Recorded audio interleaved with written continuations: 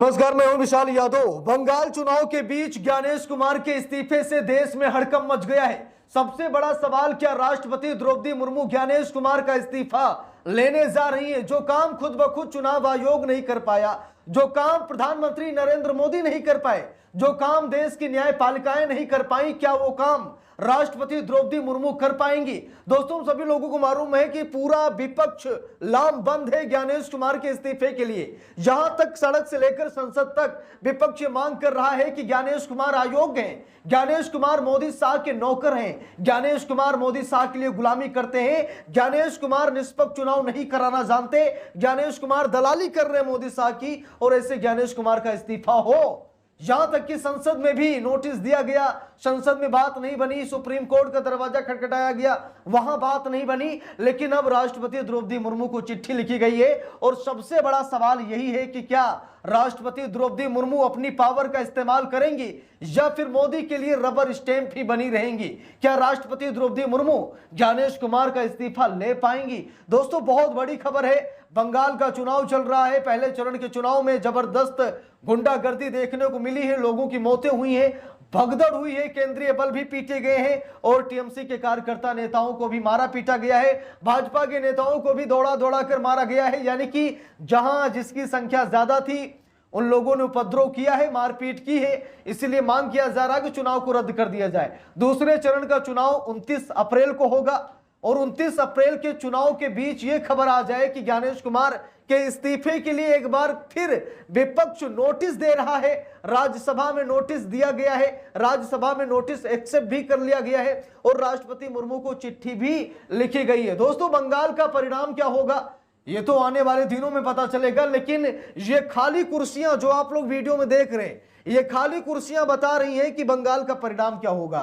ये खाली कुर्सियां बता रही हैं कि प्रधानमंत्री नरेंद्र मोदी को कैसे बंगाल से इज्जत बचाकर भागना पड़ेगा। ये खाली कुर्सियां बता रही हैं कि बंगाल में एक बार फिर टीएमसी की सरकार बन रही है, ममता बनर्जी सत्ता में काबिज रहेंगी, उन्हें हटाने की ताकत प्रधानमंत्री नरेंद्र मोदी में नहीं है। यानी कि जो खेल बंगाल माफीचोंगा बिहार में खेला, जो खेल हरियाणा, महाराष्ट्र, आंध्र माफीचोंगा मध्य प्रदेश, राजस्थान में खेला, वो खेल बंगाल में नहीं चल रहा है। इसीलिए बीजेपी बंगाल में चुनाव हार रही है। अब जरा यहां पर देखिए, नैतिक अधिकार खो चुके हैं ज्ञानेश कुमार, इस्तीफा दें।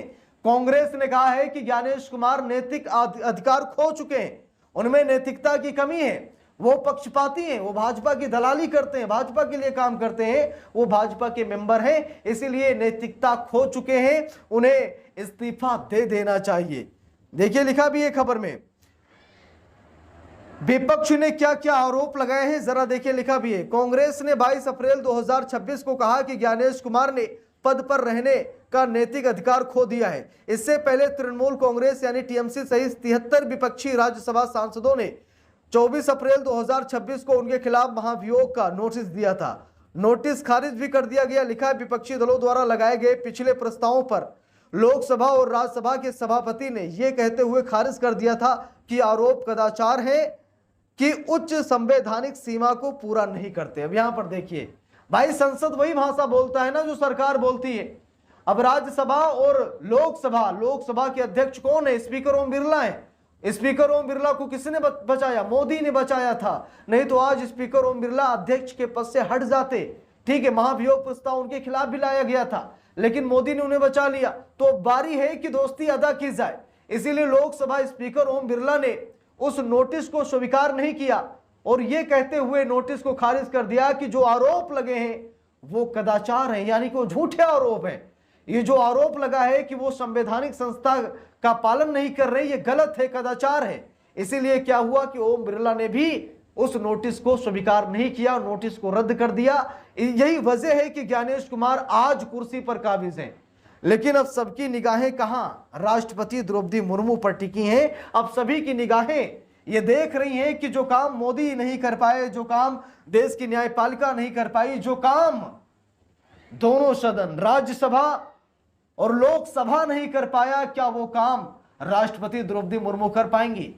हमारे 90% साथी यही कहेंगे कि नहीं, राष्ट्रपति द्रौपदी मुर्मू में इतनी हिम्मत नहीं है, राष्ट्रपति द्रौपदी मुर्मू में इतनी ताकत नहीं है कि राष्ट्रपति द्रौपदी मुर्मू ऐसा कर सके, क्योंकि राष्ट्रपति द्रौपदी मुर्मू वही करती हैं जैसा प्रधानमंत्री नरेंद्र मोदी चाहते हैं। प्रधानमंत्री नरेंद्र मोदी के इशारे पर राष्ट्रपति द्रौपदी मुर्मू काम करती हैं। हमारे मैक्सिमम साथी यही कहेंगे, मुझे मालूम है, लेकिन फिर भी उम्मीद की किरण जग रही है कि शायद राष्ट्रपति द्रौपदी मुर्मू सीरियसली ले लें।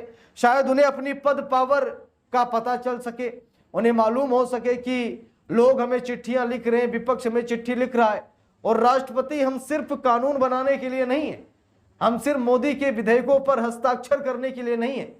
हमारे पास है अथॉरिटी, हमारे पास शक्ति है और हम उसका इस्तेमाल कर सकते हैं। और राष्ट्रपति द्रौपदी मुर्मू को शायद ये मालूम होगा, और अगर मालूम होगा तो जरूर वो सुनेंगी, नहीं तो कोई बात ही नहीं।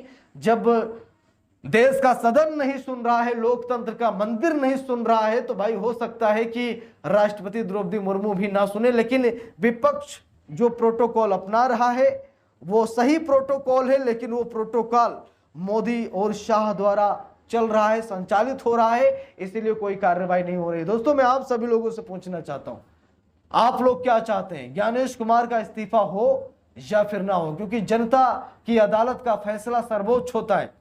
आप सब, हम सब जनता जनार्दन है, तो हमारी क्या राय है हमें जरूर बताना चाहिए। जैसे कि मैं बता रहा हूं कि ज्ञानेश कुमार देश के लिए ठीक नहीं है, ज्ञानेश कुमार का इस्तीफा होना ही चाहिए। बाकी आप लोग क्या सोचते हैं कमेंट करके जरूर बताइएगा, और इस वीडियो को हर एक फोन तक पहुंचाइएगा, ताकि देश का प्रत्येक नागरिक अपना वोट दे सके, देश का प्रत्येक नागरिक अपनी बात को रख सके, उसे भी मौका मिल सके कि ऐसे लोगों की जरूरत नहीं है जो सरकार की चरण वंदना करें, सरकार की गुलामी करें। और शायद इतिहास में पहली बार हुआ है कि किसी भी मुख्य चुनाव आयुक्त को हटाने के लिए पूरा विपक्ष लामबंद हुआ हो, पूरा विपक्ष संसद तक पहुंच गया हो, राज्यसभा लोकसभा पहुंच गया हो, सुप्रीम कोर्ट पहुंच गया हो और राष्ट्रपति को चिट्ठी लिखा हो। यह इतिहास में पहली बार हुआ है, लेकिन जो हुआ है लाजवाब हुआ है। लेकिन सब सरकार के लोग बैठे हैं, अपने लोग बैठे हैं बड़ी बड़ी संस्थाओं में, इसीलिए कोई ज्ञानेश कुमार का बाल भी बांका नहीं कर पा रहा है। लेकिन मुझे उम्मीद है कि एक न एक दिन ऐसा आएगा जब ज्ञानेश कुमार को इस्तीफा देकर कुर्सी छोड़नी पड़ेगी, क्योंकि अभी तो विपक्ष लामबंद है, लेकिन जिस दिन जनता लामबंद हो गई उस दिन ज्ञानेश कुमार का क्या होगा शायद मुझे बताने की जरूरत नहीं, क्योंकि ज्ञानेश कुमार में ज्ञान तो है ही नहीं, वो अज्ञानेश कुमार हैं, उनके अंदर कोई ज्ञान नहीं है। वो ज्ञान जो है मोदी शाह के ज्ञान पर काम करते हैं, ठीक है। तो ज्ञानेश कुमार का हटना ही लोकतंत्र के लिए सबसे अच्छी बात है, और मुझे उम्मीद है कि ज्ञानेश कुमार जल्द ही कुर्सी छोड़ेंगे, आज नहीं तो कल छोड़ेंगे। कोई ऐसा ईमानदार मुख्य चुनाव आयुक्त तो जरूर आएगा जो देश में निष्पक्ष चुनाव कराएगा। बाकी आप लोगों की क्या राय है कमेंट करके जरूर बताइएगा। वीडियो को लाइक शेयर, अगर चैनल पर नए हैं सब्सक्राइब करके सपोर्ट कीजिएगा। मिलते हैं दूसरी वीडियो में, तब तक के लिए बहुत बहुत धन्यवाद।